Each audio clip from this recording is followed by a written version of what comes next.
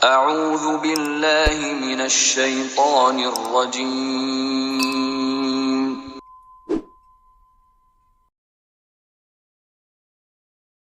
بسم اللہ الرحمن الرحیم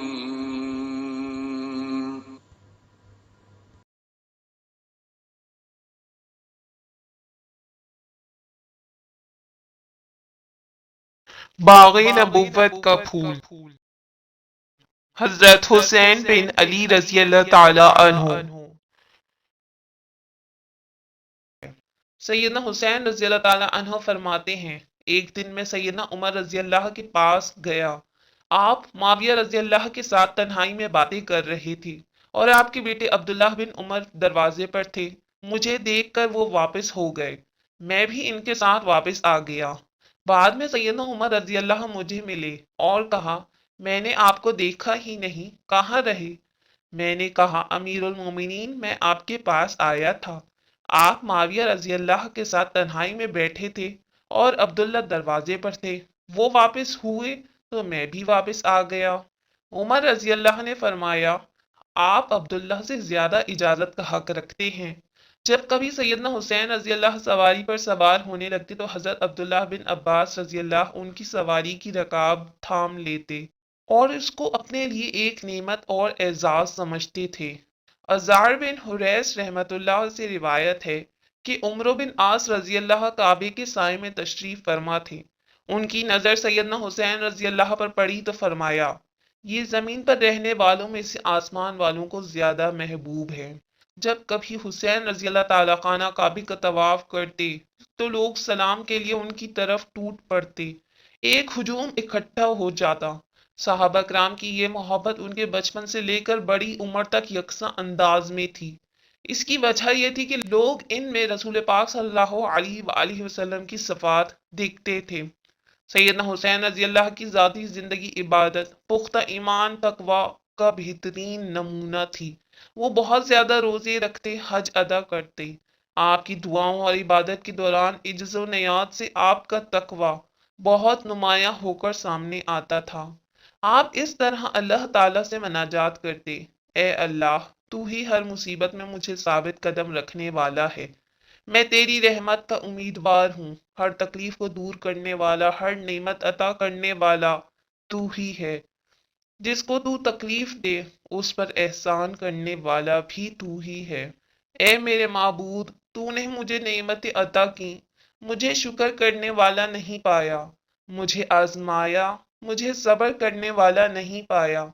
تو نے میری ناشکری کی وجہ سے مجھ سے نعمتیں نہیں چھینی اور نہ ہی میری بے صبری کی وجہ سے میری تکلیف ہمیشہ رہنے دی۔ آپ کی دعائیں اس بات کا مظہر ہیں کہ آپ کی نظر میں بزرگ و برتر ذات صرف ایک اللہ تعالیٰ کی ہے۔ وہی نفع نقصان دینے والی ہے، زندگی اور موت اسی کے ہاتھ میں ہے۔ اس واضح حقیقت کو پانے والے کی نمازیں، تسبیح و تحلیل، غرض تمام عبادات خلوص و نیت اور خشوع و خضوع سے بھرپور کیوں نہ ہوں گی۔ سیدنا حسین رضی اللہ بہت زیادہ سخی تھے۔ جو بھی ان سے سوال کرتا اس کو اتنا دیتے کہ اس کی فقیری ختم ہو جاتی، تنگ دستی مٹ جاتی۔ ایک دفعہ ایک سائل مدینے کی گلیوں میں گھومتا پھرتا سیدنا حسین رضی اللہ کے دروازے پر آ پہنچا۔ اس نے دروازے پر دستک دی اور اشعار پڑھی جن کا مفہوم یہ ہے، جس نے تیرے دروازے کی کنڈی کو حرکت دی، آج نا امید نہیں جائے گا۔ تو سخی ہے، سخاوت کی کان ہے، تیرے باپ نے فاسقوں کو قتل کیا۔ سیدنا حسین رضی اللہ اس وقت نماز پڑھ رہے تھے۔ سوالی کا سوال اور شعر کانوں میں پڑے تو اپنی نماز مختصر کر دی۔ اٹھ کر سوالی کے پاس گئے، اس کی مفلوک الحالی کو دیکھا، چہرے پر فاقے کے آثار نمایاں تھے۔ پلٹ کر گھر آ گئے، اپنے غلام قمبر کو بلایا اور اس سے پوچھا، خرچ کی رقم میں سے تمہارے پاس کیا بچا ہے؟ اس نے کہا، 200 درہم جو آپ نے اپنے گھر والوں پر خرچ کرنے کے لیے رکھے ہیں۔ آپ نے فرمایا، انہیں لے آؤ، جو آ گیا ہے وہ اس کا زیادہ حقدار ہے۔ قمبر درہم لے آیا تو آپ نے درہم اس سوالی کے حوالے کر دیے۔ سیدنا حسین رضی اللہ کا معمول تھا کہ کسی سوالی کو خالی ہاتھ نہیں لوٹاتے تھے، حتیٰ کہ شورا کو بھی عطا کر دیتے۔ آپ کے بڑے بھائی سیدنا حسن رضی اللہ نے شورا کو مال دینے پر ڈانٹا تو آپ نے جواب دیا، بہتر مال وہ ہے جس سے عزت بچ جائے۔ بہادری، شجاعت، ثابت قدمی سیدنا حسین رضی اللہ کی شخصیت کے نمایاں اوصاف تھے۔ ایک دفعہ سیدنا حسن رضی اللہ نے ان سے کہا، میں چاہتا ہوں کہ تمہاری حوصلہ مندی سے کچھ حصہ مجھے بھی مل جائے۔ سیدنا حسین رضی اللہ فرمانے لگے، میں چاہتا ہوں کہ آپ کی قوت گویائی یعنی فصاحت و بلاغت سے مجھے بھی کچھ حصہ مل جائے۔ یزید بن معاویہ رضی اللہ کی قیادت میں لشکر قسطنطنیہ کی طرف جا رہا تھا۔ سیدنا حسین رضی اللہ نے اس لشکر میں مجاہد کے طور پر شامل ہونے کے لیے سیدنا معاویہ رضی اللہ سے اجازت طلب کی اور ایک عام مجاہد کی طرح اس لشکر میں شامل ہو گئے۔ جہاد کی پکار بلند ہوتے ہی ہر چیز بھلا کر لبیک کہتے ہوئے اللہ کے دین کی سربلندی کے لیے اسلامی لشکر میں شامل ہو گئے۔ سیدنا علی رضی اللہ کی شہادت کے بعد سیدنا حسن رضی اللہ جب خلیفہ بنے تو حضرت حسن نے اپنی خلافت سے دستبردار ہو کر اتحاد حکومت کے عظیم مقصد کی خاطر سیدنا معاویہ رضی اللہ کو خلیفہ تسلیم کر لیا۔ سیدنا حسین رضی اللہ کو اس فیصلے سے ابتدا میں اختلاف رہا، لیکن پھر انہوں نے تسلیم کر لیا۔ یہ اختلاف یزید بن معاویہ رضی اللہ کی خلافت پر بھی ہوا اور انہوں نے یزید کی بیعت کرنے سے گریز کیا۔ یہ صورتحال دیکھ کر عراق کے شہر کوفے کی اہم شخصیات نے سیدنا حسین رضی اللہ کو خطوط لکھے کہ ہم آپ سے بیعت کرنے کو تیار ہیں، آپ ہمارے پاس تشریف لے آئیں۔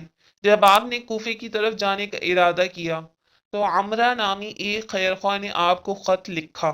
خط میں اس نے سیدنا حسین رضی اللہ کو ان کے ارادے اور ان کے انجام کی ہولناکی کا احساس دلایا اور یہ بھی لکھا کہ آپ اپنی قتل گاہ کی طرف جا رہے ہیں۔ اس نے یہ بھی لکھا، رسول پاک صلی اللہ علیہ وآلہ وسلم نے سیدہ عائشہ رضی اللہ سے فرمایا، آج میرے گھر میں وہ فرشتہ آیا ہے جو پہلے کبھی نہیں آیا، اور اس نے کہا ہے کہ حسین قتل ہوں گے، اور اگر آپ چاہیں تو میں آپ کو وہ مٹی دکھا دوں۔ آپ نے یہ پڑھ کر کہا، پھر لازماً وہی میری قتل گاہ ہوگی۔ جب سیدنا حسین رضی اللہ نے کوفی جانے کا ارادہ کیا تو حضرت عبداللہ بن زبیر نے کہا، آپ کہاں جا رہے ہیں؟ اس قوم کی طرف جس نے آپ کے والد کو قتل کیا، آپ کے بھائی کو طعن و تشنیع کا نشانہ بنایا۔ سیدنا حسین رضی اللہ بولے، میرے نزدیک مکے میں خون خرابہ کروانے سے بہتر یہ ہے کہ میں مکے سے نکل جاؤں۔ عبداللہ بن عمر رضی اللہ مدینہ تشریف لائے تو انہیں خبر ملی کہ سیدنا حسین رضی اللہ عراق کی طرف چلے گئے ہیں۔ حضرت عبداللہ بن عمر رضی اللہ فوراً پیچھے گئے اور 2 راتوں کا فاصلہ طے کر کے ان سے جا ملے اور ان سے پوچھا کہاں جا رہے ہیں؟ فرمایا عراق جا رہا ہوں۔ اس وقت آپ کے پاس اہل عراق کی طرف سے لکھے گئے خطوط کے پلندے تھے۔ حضرت عبداللہ بن عمر نے کہا آپ وہاں نہ جائیں۔ سیدنا حسین رضی اللہ نے فرمایا یہ ان لوگوں کے خطوط اور بیعت کے ثبوت ہیں۔ حضرت عبداللہ رضی اللہ نے بہت کوشش کہ حضرت حسین رضی اللہ کوفے جانے کا ارادہ ترک کر دیں، لیکن ناکام رہے۔ بالآخر انہوں نے حضرت حسین رضی اللہ سے معانقہ کیا اور فرمایا اللہ کے سپرد شہادت آپ کا مقدر بن چکی ہے۔ سیدنا حسین رضی اللہ اہل عراق کی پرزور دعوت اور ان کی بیعت کی بنا پر سمجھتے تھے کہ انہیں لازمی وہاں جانا چاہیے، لیکن اہل کوفہ نے اپنے وعدے کا پاس نہیں کیا، انہوں نے بدعہدی کی۔ کربلا کے مقام پر سیدنا حسین رضی اللہ اور ان کے ساتھیوں کو گھیر لیا گیا۔ آپ نے اس موقع پر 3 شرطیں پیش کیں۔ اول یہ کہ مجھے کسی بھی اسلامی سرحد پر جانے دیا جائے کہ میں وہاں جہاد کرتا رہوں۔ دوسری یہ کہ مجھے واپس جانے دیا جائے جہاں سے آیا ہوں۔ تیسری یہ کہ مجھے یزید کے پاس لے چلو، میں اس سے اپنا معاملہ خود طے کر لوں گا۔ لیکن وہاں موجود یزید کے سپاہیوں نے اپنی باتوں پر اصرار کر کے آپ کی عزت اور خواری کو چیلنج کیا، جس کے نتیجے میں رسول پاک صلی اللہ علیہ وآلہ وسلم کے محبوب چمنستان نبوت کے پھول نوجوانان جنت کے سردار نے شہادت کے رستے پر قدم رکھ دیا۔ انہوں نے جس چیز کو حق سمجھا تھا اس کا دفاع کرتے ہوئے موت کو قبول کر لیا۔ بالآخر 61 ہجری 10 محرم الحرام کو آپ کی شہادت کا نہایت المناک سانحہ پیش آ گیا۔ امام ابن تیمیہ رحمۃ اللہ فرماتے ہیں اللہ تعالیٰ نے یوم عاشورہ کے دن سیدنا حسین رضی اللہ کو شہادت کا عظیم رتبہ عطا کیا۔ انہیں شہید کرنے والوں کے نصیب میں ذلت اور رسوائی لکھی گئی۔ یہ شہادت ان کے خاندان کی کوئی پہلی شہادت نہیں تھی۔ وہ اس راہ پر چلنے کے ہمیشہ خواہش مند رہے۔ وہ اور ان کے بھائی جنت میں نوجوانوں کے سردار ہیں۔ اس سرداری کا تاج بھی ان کے سر پر اس لیے چمکا کہ ان کے نانا دنیا کے بہترین انسان تھے۔ ان کی تربیت اور رہنمائی ہی نے انہیں یہ بلند مقام عطا کیا تھا۔ سیدنا حسین رضی اللہ کی شہادت پوری امت کے لیے ایک بہت بڑا سانحہ تھا۔ شہید کربلا سیدنا حسین رضی اللہ کے چند فرمودات رہنمائی کے لیے پیش خدمت ہیں۔ جس نے سخاوت کی وہ سرداری حاصل کر گیا، جس نے بخیلی کی اس نے ذلت کمائی۔ سب سے بڑا سخی وہ ہے جو اپنی ضرورت کے باوجود دیتا ہے۔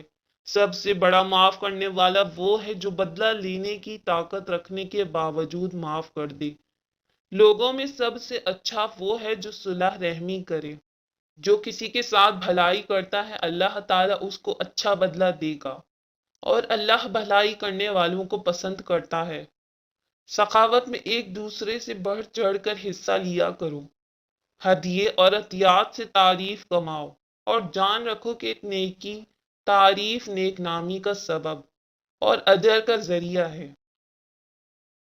سر پر کڑی دھوپ کی چادر تنی ہو، راہ خارزار ہو اور چلنا بھی دشوار ہو، پیاس لبوں پر مچل رہی ہو، جسم کی رگیں خشک ہو رہی ہوں، ایسے میں کوئی پیاس بجھانے کے لیے آب شیریں پیش کرے، دھوپ سے بچنے کے لیے گھنی چھاؤں میں آنے کی دعوت دے، تو کون ہے جو ایسی دعوت کو ٹھکرائے گا؟ کیا کوئی ہے؟ جی ہاں، وہ جس نے خود کو سچائی کے راستے پر چلنے کا عزم کر رکھا ہو، جس نے حاکم وقت کے جبر کے سامنے سر جھکانے سے انکار کر دیا ہو، جس نے دنیا کے بدلے دین کو پسند کیا ہو، وہی کڑی دھوپ راہ خارزار میں چلنے کو ترجیح دے گا۔ تقوی جس کی شان، شجاعت جس کی پہچان تھی، انہوں نے ایک مقصد کے لیے اپنے آپ کو قربان کر دیا، شہادت اپنا مقدر کر لی، ابدی زندگی پالی۔ رضی اللہ عنہم ورضوا عنہ، اللہ ان سے راضی اور وہ اس سے راضی۔ صدق اللہ العظیم۔